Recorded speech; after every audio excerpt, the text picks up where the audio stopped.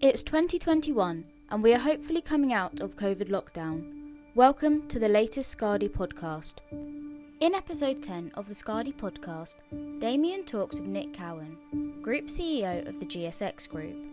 The GSX Group is driving the digitisation and tokenisation of the traditional financial and securities markets using digital ledger technology and aims to establish a new global financial ecosystem involving investment banks, brokers, stock exchanges, issuers and regulators. Damian and Nick talk about how DLT will overcome many of the inefficiencies in the current financial markets and discuss the issues for regulators and the three lines of defence. In a wide-ranging discussion, they also look at the recent Gamestop short squeeze and the Securities Borrowing and Lending markets. So hello everybody and welcome to the 10th Skadi podcast. I can't believe we've got to 10 already. Today I'm very pleased to have Nick Cowan with me. Nick used to be my boss many moons ago and has since moved out to Gibraltar and works in the crypto space. We thought it'd be really interesting to just sort of dive into this space a bit. I've done a lot of work on it myself and I just think it is a really fascinating space with the developments that have been going on there, not necessarily just the sort of the headline stuff, which is the price of Bitcoin, etc. I mean, I think the price of Bitcoin is slightly leading people astray. I think there's some very interesting stuff going on more in the sort of, especially in our space, the sort of decentralized finance space. And I think, Nick, you probably best really to kick off with just how you've got to where you are, and then a bit of a rundown on what you do, and then we can sort of back some ideas around, especially around the sort of control side of things. But anyway, over to you, Nick. Thank you. Yeah, sure, Damian. Thanks everybody for having me. And I think there's these, as you know, Damian, our background is traditional sort of capital markets, and we started off down here opening the exchange in Gibraltar a few years ago.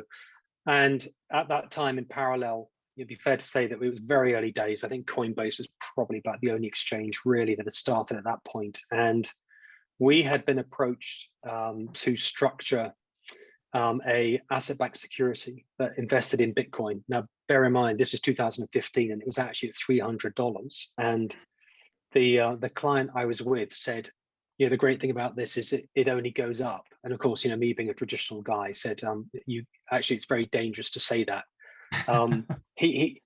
I think he's now living on a $100 million boat, and I'm stuck in a spare bedroom talking to you, Damian. So it's I guess he's the smart one, I'm the smart. But we ended up with this structure, which was actually a prospectus directive approved asset-backed security that could be passported, and it was an asset-backed security that invested in an underlying SPV that invested in Bitcoin, and that was really our first entry into understanding the risk, opening an account at Coinbase, understanding what a cold wallet was. This is all new to me.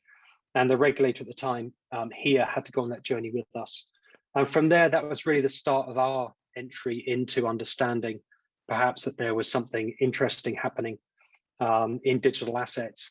And that kind of kicked off the evolution for us to then get to where we are today. And we've been, I think what we've tried to do is to say, look, let's stick to what we understand. What we understand is traditional financial products and capital markets. We understand the post-trade side and obviously the whole control environment.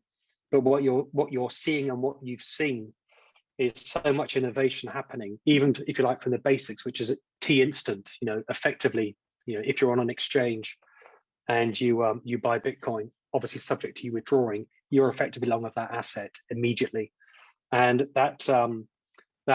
that innovation that we've basically seen all the way through to, as you said, Damien, with DeFi now, where you're looking at the Securities Borrowing and Lending industry, and DeFi has just gone, well, we'll just get on and do it with bearer assets. And you're looking at things like Uniswap, etc. There's so much happening. So what we want to try to do is say, okay, we see really digital securities being the core competency and really the core opportunity for us.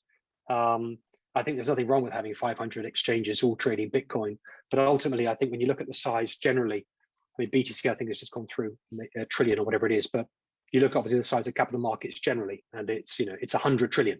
It's absolutely enormous when you look at the size of bankable assets. So that whole capital market push and trying to see if we can, provide innovation to actually what is a relatively efficient system. It's been going for decades, etc. But we think that by going from T+2 to T instant, you can address some of those inefficiencies that failed trades. 6% of equities currently fail according to ESMA.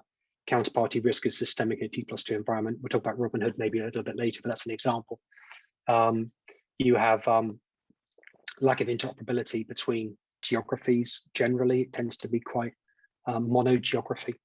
And I think if you can bridge that traditional capital market with digital securities and then link in the innovation of DeFi, I think that's probably the paradigm shift that we're going to see over the next 5 to 10 years. And we want to be right in front of that, and I think our vision when we set out really a few years ago was to say, okay, we understand all the post-trade stuff. Can we deploy innovation to make the wheel spin faster? And if we can we also therefore tackle some of those problems and some of those challenges where you can have potentially a bunch of, let's just say, financial partners? They don't have to be exchanges, and they can all interoperate with each other off a single infrastructure. And that's been the road we've gone down. So we've been spending a lot of time investing in that, and we're just on the brink of now taking on our first exchange in Asia for digital securities, in Q2, Q3 this year. So that's kind of been our journey, Damian, from sort of 5-6 years ago, where honestly we didn't really know what on earth this thing was, to now saying, okay, there's so much happening here, we need to be in front of it.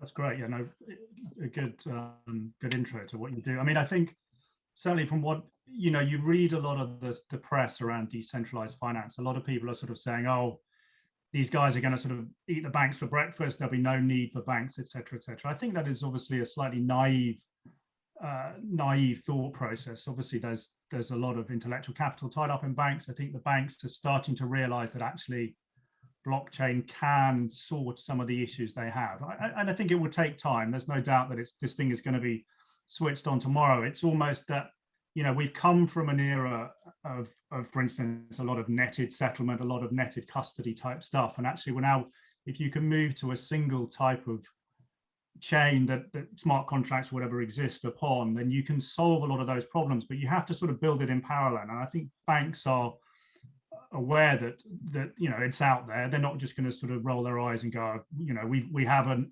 unbreachable moat, but I think they will bring people in to do that. And I think you've seen it. You said, Fidelity Digital Assets, massive player out there, hundreds of people working there. They were very early adopters. They provide a lot of custody now for some of these very big exchanges or ETFs that are popping up.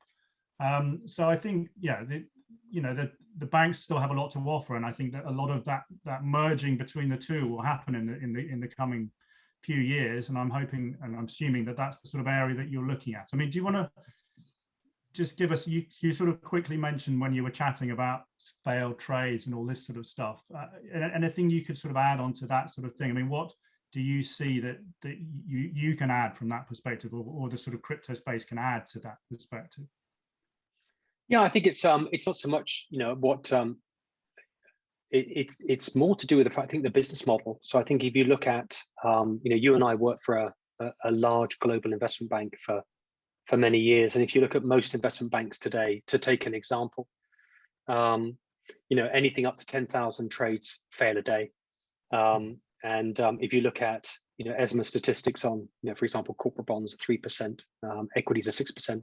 Those fails are for a number of reasons.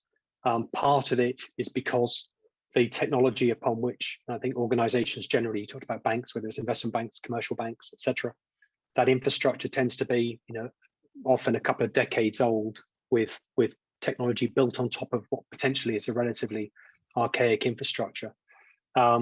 And you tend to have, for example, as you recall, Damian, in traditional organization, you have multiple verticals, be it equities, derivatives, fixed income, treasury, etc.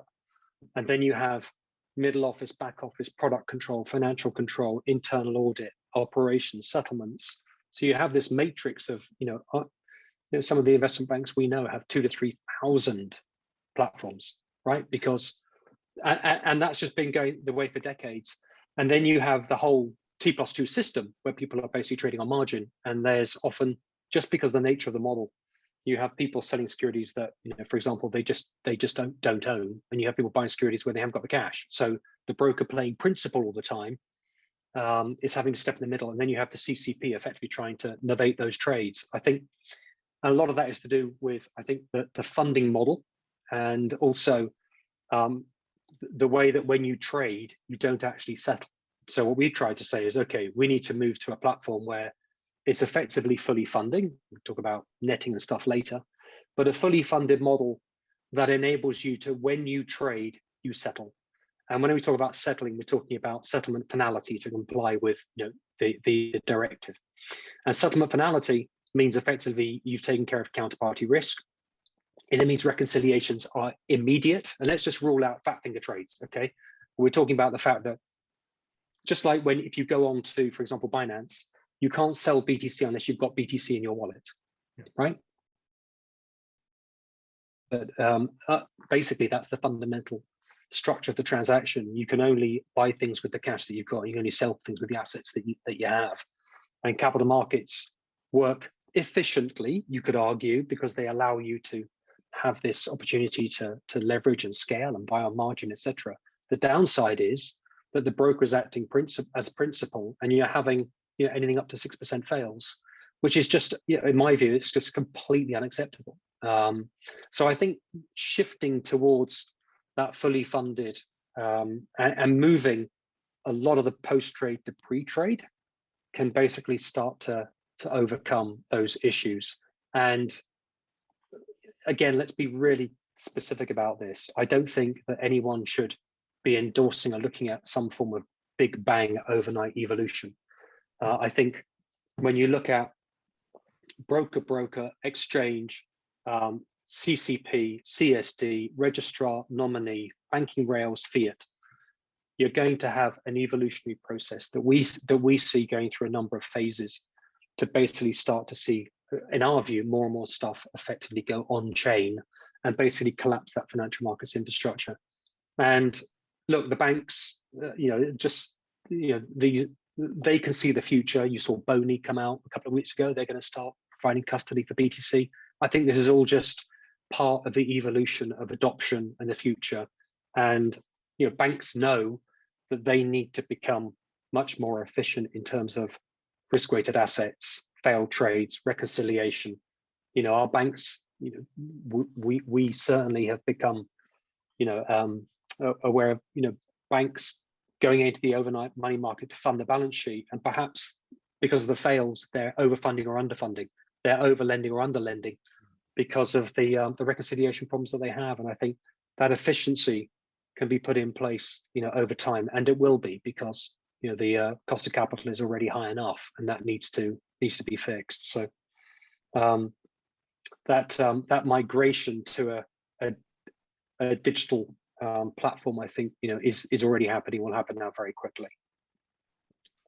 Yes, and I suppose, as you mentioned, if you're moving to that T instant settlement, you can remove a lot of KYC issues as well, because obviously you can make sure that you have fully KYC people before they start to execute. Obviously, the minute they have to have the cash somewhere to be able to execute that and swap a fiat currency for a security or whatever it may be. So it starts to, I think a lot of the initial scaremongering around Bitcoin, I suppose specifically, and some of the other altcoins, was about it's a way to hide your tracks, etc. But in fact, what a lot of people don't realize is that because of the nature of the chain, it is recorded now. As long as you can map up the chain versus the person underlying it, then actually it becomes a much more secure and safe system. I thought that was really interesting what you were saying about. I think that's absolutely right. Yeah, I think you're absolutely right. You hit the nail on the head. Yeah, and I think it's something like 1% of crypto transactions. This is your domain, not mine, Damian. I think 1% of crypto transactions have been linked to perhaps either skullduggery or poker or whatever. But as you said, everything is immutable and actually can be traced. And when you see companies like chain analysis and the technology that's now being deployed, I think it's becoming safer and safer. But ultimately, if you're cleared and you're eligible, then you should be you should be able to crack on and get going. Completely agree. Yeah, interesting, and very interesting what you were saying about collateral and actually collateral efficiency. I suppose that it would bring down the line if you're getting all these failed trades, as you say. People, I'm sure, post extra margin to just try and cover that, and if you can remove a lot of that. Yeah, you're right. It is. Yeah, it is, and I think, and you touched on an interesting thing, because I think there are a couple of fundamental, perhaps misunderstandings out there at the moment. I don't think people fully understand always that brokers are acting as principal. I think that's now with Robinhood, people understand that that brokers actually act as principal, and I think that's the first thing. And I think the second thing is central counterparties who play obviously a very important role. I think that there is an assumption that they financially and legally guarantee the transaction, and in fact, actually, they don't. So when you have a systemic dislocation, whether it's Lehman's, or potentially what could have happened, with GameStop, etc., with those events, what tends to happen is the waterfall kicks in until you get to the person who's basically getting caned, and often that's the investor. So if you are a regulator and you get out of bed every morning and you're worrying about investor protection and reputational risk and all those good things, then events like this are material. And I think probably what has happened this year already with GameStop and the Congress hearing and the CEO saying T+2 is just rubbish. It should be T+1. I think and DTCC are even saying, okay, we're going to look at it. I think this could be the thing that actually acts as the catalyst to see this change. Yeah, and I think keeping on the GameStop theme, a lot of people were surprised, I suppose, as was I, to a degree, that more than 100% of the shares were short. Now, that's got to be due to things being lent and relent, and there being a bit of opacity around what goes on in a stock loan desk, for example, so that, and I suppose you saw it at Lehman's as well, not just on stock borrow, but there's a whole rehypothecation of assets because of the sort of the current system, which is basically based off a lot of netting. People net buys and sells to then settle at the next level, to then settle down to the custodian, to the counterparty, etc. So you could see that this would sort a lot of those types of issues out, because you would have finality of where assets were, where they'd been lent. So it's not saying that this precludes stock lending or anything, but what it would preclude is things being lent and overlent and such like. So it does certainly solve a lot of problems for people. I think that's right. I think I think again there's a couple of I suppose angles to hone in on. I think number one is what we saw with Robinhood, and we actually saw it March, April last year, is the clearers can demand more capital if they believe the market warrants it, and that is a key thing. So they can actually demand of a broker, we need more capital because we're worried about risk on, and that, as you saw with Robinhood, they had to find 1 billion to 3 billion like overnight.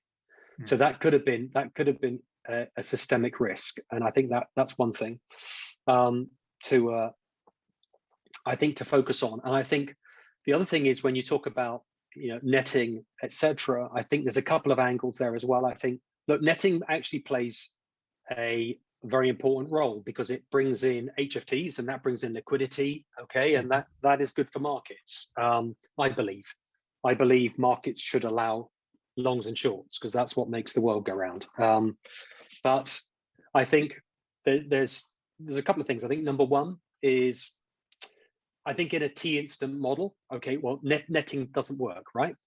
It can't by default. But there are two angles. I think number one is, what you can do is you can effectively replicate that. So for example, here is a potential model, member firm, member client. Actually, the member firm can deposit capital, for example, in an exchange like ours with an account at the central bank that belongs to the member firm, but we have power of attorney over it. the member firm can then extend a loan, effectively leverage to their client.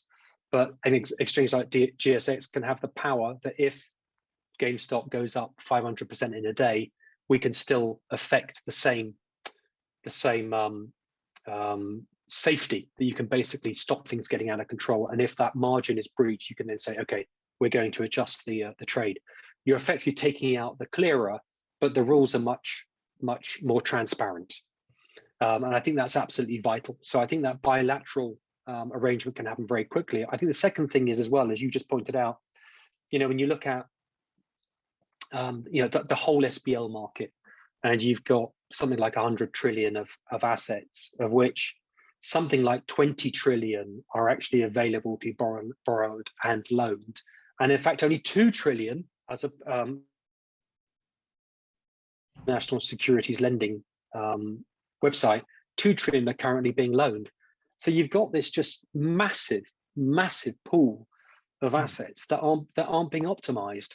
And if they're not being optimized, there's a liquidity opportunity there to, I think, grow markets. And I think there's, let's take this really stupid example, okay? My mum owns British Telecom shares from 1984. She's never done anything with them. Okay, why not? She just sits there and sometimes gets a check land on her doormat, and I'm actually being serious. It is a check with a dividend for £2.69. Yeah. I mean, it's just utter, just utter inefficiency. And in fact, what she should be able to do is, number one, get her dividend on the same day in her wallet, right? Clearly, because that will help British Telecom become more efficient. It lowers the costs of everybody. And also, if she wants to, she should be able to, through a mechanism, be able to lend her shares if she knew what she was doing. Yeah. And she could, she's held them for 40 years. She may as well do something with them, right? And if she can put them on and that's what DeFi is doing. If she can put them on a board to say, I'll lend my BT for 4% a year, somebody might want to borrow those to short them. So we think there's a number of things, again, which will happen extremely quickly, which will drive SBL liquidity, on exchange, and also, perhaps remove that T+2 financial markets infrastructure and basically collapse the infrastructure to make it, lower risk, lower cost, much more efficient with zero fails. And that's kind of nirvana, right? And then I think if we can move to that, which I'm sure just about every stakeholder that's involved in that process probably wants that to happen. And ultimately, where do you get to? Well, hopefully the regulators achieve what they want, which is to protect investors. When you look at GameStop and Robinhood, actually the people who got hurt were some investors, because some investors were suddenly found that they were liquidated their position, right? And it was like, how did that happen? Well, it's just what happens when you have events like this and collateral is put up, and Robinhood had to do what they had to do. It's not a criticism; it's the nature of the market. Yeah. I think a lot of that can be addressed, with capturing the innovation that we're seeing every day, and that's the amazing thing about what's happening at the moment, is the innovation is available to everybody to leverage, and that's just huge. Yeah, and I think that was certainly one of the interesting facets when I started sort of down the rabbit hole, as it were, looking at crypto and then DeFi. It's just, you realize there's a lot of incredibly smart people that have started to move into the space, and I just think to assume a lot of people did a few years ago that it was a kind of a flash in the pan and then it would disappear away. There's some incredible things being done by some of these individuals, some of these companies. They're looking to build a parallel financial infrastructure already. There's yield curves being generated, et cetera, that allow for pricing of options, that allow for pricing of structured products, et cetera. So some incredibly things being done incredibly fast. Obviously, as you say, it's not going to get implemented immediately into the banks, but I think it will slowly start to seep across. And I suppose that brings me to the next point, which is, obviously a lot of the work we do is much more around the sort of the review and control side of financial institutions. We've all come from the front office backgrounds, but actually then we're taking that knowledge and trying to plug it back into what they do on an internal audit side or a compliance side, for example. These departments, I assume, will need to retool to some degree. You don't not everyone needs to know the exact mechanics of a blockchain to understand what's going on with it. But I think you'll need some sort of technical know-how within these departments. Do you see that? I mean, when you go to see some banks, are they starting to look? Are there sort of digital asset officers? I don't know what the key term would be these days in some of these financial institutions already. Yeah, very much so. They're all incredibly invested and advanced, and looking at how they can apply and deploy that technology to make their organization more efficient. And I think one of the challenges that the current financial system has, and this is obviously a bit of a pain point, but if you like, middle and back office reconciliation is an enormous function, right? And I think that's a big opportunity for efficiency there, because if there is no reconciliation to be done, because when you trade, you settle, and the reconciliation is therefore done at the point of trade, I don't think it changes in any way the three lines of defense. I think that's absolutely as valid as ever. What you're doing is, and this is what I always try to think of it, is a matching engine is a matching engine. You're trading off chain. It's got nothing to do with the blockchain. What you're doing is you're taking the plumbing, the post trade, and you're basically just using that, we think, in a more efficient way, and also creating immutable data. And that is really, I think, interesting to regulators who can pipe into ledgers to see the data, instead of, as you know, under MiFID II, you have to push the data, and if you don't, you get a slap on the wrist. All that stuff should be able to be, and is being automated very very quickly. So I think you're right. There'll be some retooling that needs to happen, but ultimately, what are you looking for in your three lines of defense? You're looking for the control environment to be as robust as possible, and to make sure that you're complying with the regulations. And I think one of the challenges that I think, and I'm sure you're seeing this too, is how do the regulators innovate to get their arms around DeFi? Whereas you say, under MiFID, you have to have a balance sheet of 75 million euros, or you have to be a credit institution to write a derivative.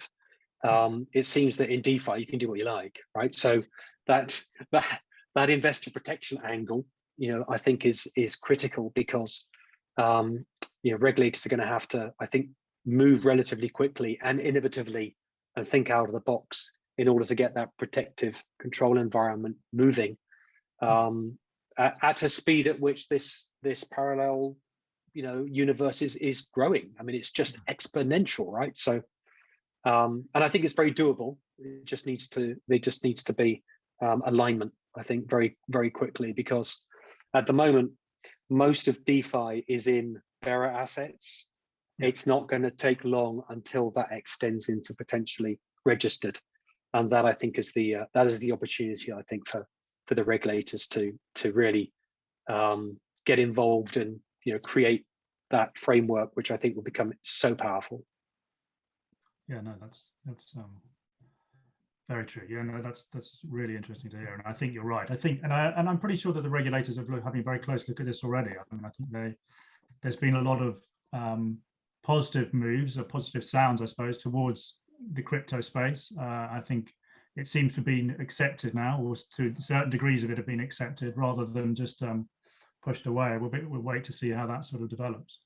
I mean, is there anything else you want to bring up, Nick? I think we've covered a fair bit there, and we could sort of get into the very detailed mechanics of the plumbing, but I think it's been quite useful from a sort of broad brush point of view to really touch on a few of these areas. I don't know if there's anything you feel we've missed, or anything else we could add. No, not at all. I think it's absolutely spot on. I think I think we've seen a let's just say almost, if you look at the crypto markets, we're moving into now that second phase. I think the first phase was crypto markets growing, and COVID happening, BTC going from 18, 19,000 to 3,000 in a matter of a day or two. But what you've also been seeing, that volatility was, I think, very painful for some people, but you're seeing now the big exchanges take control. So, that's your classic maturing of an industry and a sector. But alongside that, you're very much seeing the decentralized platforms now create that next wave of evolution. So I think what's a really interesting time for all of us is that we've been sort of talking about digital securities. We've been talking about the evolution of distributed technology, etc. And I think what we're seeing now is this. Now it's actually starting to get really, real traction. And I think this sort of 5-year cycle that we're about to go on. So if you think that when we were messing around with Coinbase in 2015-16 with this BTC asset-backed security, we're now going to the next 5-year cycle where you've got proper maturity. And we were talking to, in fact, one of our advisors who's helping us with our tech last Friday. And when you talk about looking at DeFi and perhaps working with some of those protocols, you have 10 million plus people on these platforms doing stuff every day, and that is growing so quickly because people are getting up the curve really quickly, and I think that's what's so exciting. So I think this shift is real, and I think the timing is wonderful, and I think we're going to see. You're always going to have bumps because when you've got regulations and innovation and technology and speed, those things are often difficult to manage. But I think everything seems to me to be moving in the right direction. And you've got ultimately a great opportunity for issuers to get access to capital efficiently, investors to get access to some really cool stuff.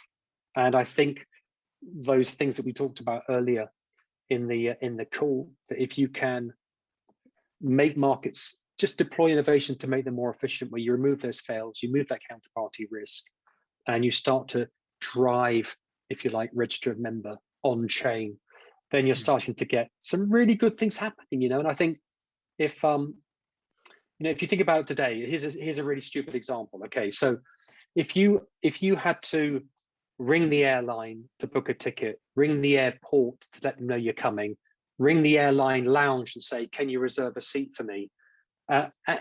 You're dealing with, at the moment, with 3 or 4 different financial market infrastructure players. And straight away you can see there that that's just wholly inefficient. And in fact, what you do now is you go online, you book your seat and everything else happens. So that, I think, is where, if you want a really sort of layman's look at financial markets infrastructure, I think that's where we'll get to in the next couple of years, where actually everything is done instantly with effectively one provider. And that's where, it's almost like booking.com, right? They just take care of everything. And that's these exchanges will evolve very quickly, and investment banks and banks will evolve very quickly, and investors and issuers get access to a more efficient market. And ultimately that's got to be a good thing, I think, for control environments and compliance and all that good stuff. So it's good time. Brilliant. All right, Nick. Well, thank you very much for that. Very good to get Pleasure. hold of you over in Gibraltar. Thanks, Dan. And hopefully we'll speak again soon. But brilliant. Thank you. Thank you for listening to episode 10 of the Skadi Podcast. Stick with us on this journey as we, like many of you, are trying to navigate out of the pandemic. This is the Skadi Podcast.